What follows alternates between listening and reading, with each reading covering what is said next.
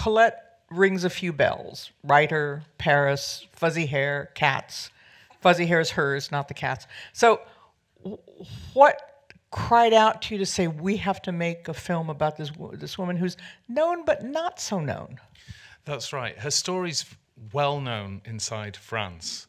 Internationally, it's not so well known. Of course, she has her very devoted fans.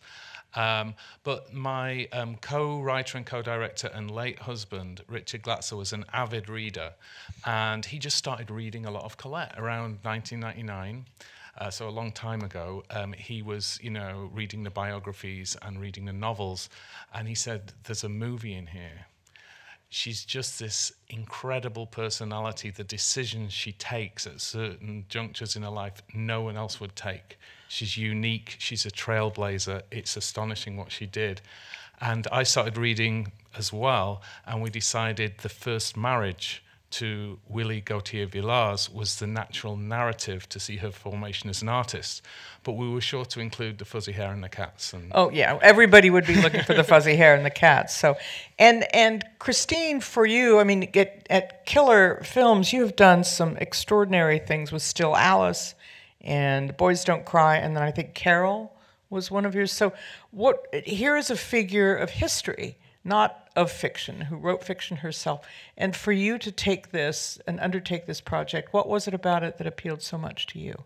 Well, first I just want to say my co-producer should be up here, Pam Koffler, but she lost her voice. And so we're celebrating a film about a woman finding her voice with a producer who has lost her voice. So, but, I think, we really gravitate towards true life stories, especially ones that seem to, seem to sort of stick in your teeth. Like, this is a story that years later, for myriad reasons, and I think, it's part of what Wash was saying, how it was something that he and Richard kept going back to. It feels like it comes around again in the zeitgeist and feels incredibly relevant. And those are the kind of stories we just love to celebrate. Within the same calendar year, we have this film and The Wife, which is about another woman whose literary identity was being stolen by a man. So clearly, these stories are coming to the fore at a time when people are willing to hear them. That's right. I think this story could be told 1,000 times every day. Many friends who I've talked to about Colette say, yeah, sometimes when I'm in a meeting and I come up with an idea and everyone ignores me, and then 5 minutes later my boss comes up with the same idea and gets full credit for it.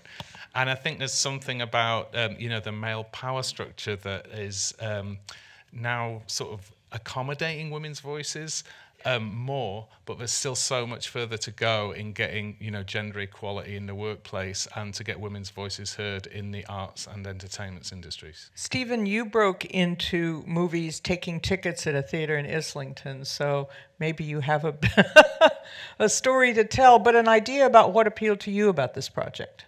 Well, I also have to say, talking about male structures, my producing partner Elizabeth couldn't be here either. And so I have to speak slightly on her behalf, which feels unfair given that the film we've just watched. I'm not sure what the question was. What appealed to me about the script? I think what appealed to both of us about the script was that it was a very modern story. We really felt the behavior of Woolley was something that, as you've said, you see all the time in modern day life, not something that felt historical. And we felt that Wash's amazing script really did buck the trend of costume dramas. I don't think any of us were, neither Elizabeth and I were very keen to make a costume drama as such, but I think it was really the moment in the script when they started to brand, when Colette and Woolley decided to brand their character, that Claudine, we really thought, wow, this is not something we've really seen before on a screen. This is something that is a sort of 20th century phenomenon, and this seemed to be the beginning of something that we now take for every day as norm. That you write a successful book, you have a theatre production, you have soap, you have cigarettes. This was, I think, it was a bit of a revelation for both of us. So we had made as you mentioned before, Carol with Killer Films, and it was Pam and Christine who had sent us the script, looking for a European partner. So we jumped on it immediately, and we loved Still Alice, Wash's first movie. So it was a really very happy occasion for all of us. And it was quite, as Wash will tell you, it was a really tough production in terms of putting all that money up on the screen, all the little money that we had. Christine, about that lavish money that you didn't have. A lot of this was shot in Budapest. Was that because of the architecture or the tax credits, or both? I think both. I mean, we really Budapest was an extraordinary place to shoot, and the locations. I mean, it wasn't only Budapest. We did 1 day in Paris, and how many days in the UK? About a week, I think, in the UK. So, but Budapest brought so much to the screen. You think the French will be unhappy that? So far, that hasn't been the case. I mean, the true test we always felt is like showing it to a French audience and seeing if it feels like Paris. Budapest actually copied Paris stylistically, especially in the late 19th century, and Paris was the most fashionable city in Europe. Budapest has its own Champs-Élysées called Andrassy, and they have a Moulin Rouge in Budapest that was copied from the original Parisian Moulin Rouge, boarded up throughout the communist years, and has only just been reopened, and we got to shoot there. And fortuitously, it's actually more like the original Moulin Rouge than the one that's now in Paris. Because like it was boarded up for so long? They didn't refurbish it. It just stayed with the original ornamentation and colour scheme and everything. It looked, so that really set the stage for shooting that. What a discovery, scene. no? Yeah. Well, one of the real things that we as producers, we're discovering all the time is that actually the location, if you're making a period film, the location that the film is set is not necessarily the best place to shoot it. So the last two films, for instance, we've done set in London. We shot one in Leeds and one in Swansea. So it's not unusual. Your hometown, Leeds, right? That's right, that's correct. And it is interesting. Oh, I was just going to say, it's interesting, like so many period pieces are in one beautiful room, and Colette was a very kinetic person, so we were always looking for, well, where's the staircase she's coming down? Where's the corridor she's going into? How can she move through this scene? The camera always follows her. So even though Willie's dominating her, using up all the oxygen, she's controlling the narrative, even when she's, very young and inexperienced. But we had to have this ability, and we found this in Budapest, to go from room to room to room and follow her through those spaces. Now, what about the casting decisions? Because Colette had to be just right, because everyone who knows of her has an image of her in her head. So maybe all of you would like to speak to that.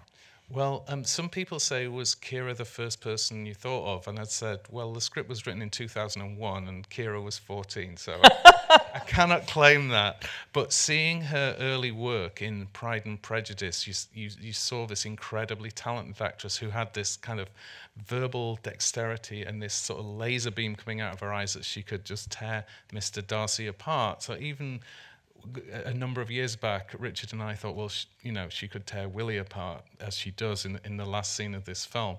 And when the film was remounted after Still Alice, so it was 3 years ago, Kira was the, natural person to go to, because she has this personal electricity, she has a dry wit, she has a sensuality, she has an intelligence, and I felt that between Colette and Willie there should be like a game of wits going on, that they were always entertaining each other with their minds, and both Kira and Dominic had this ability to be just very quick and very sharp and play, sort of tennis with each other with the dialogue. So did you cast them together because you had to see whether that dynamic worked or not? No, we cast Kira first, and then we had to find a Willie who matched Kira's sort of energy, and you just get a feeling sometimes for a pairing with the chemistry will work. In real life, Willie was 14 years older than Colette. Dominic is 14 years older than Kira. And Dominic also got that for the relationship to work in a cinematic way, it couldn't just be hating Willie. You have to understand why he got away for so long with bad behavior, and it's because his ability to be charming. And why she loved him, too. And why she loved him. Yeah, it's a love story. And it's a story of a mentor who's also an exploiter. As you worked on this was, and I hope it's not too painful, this was a project of your late husband's as well. And so what did you feel from him was his part in this, what he put in and what you wanted it to be for his sake? Well, yeah, this was really Richard's project. Richard wrote the first draft, and we worked on it together for so many years.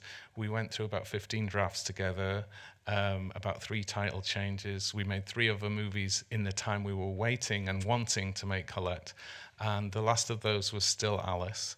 And Richard, in the last 4 years of his life, had ALS.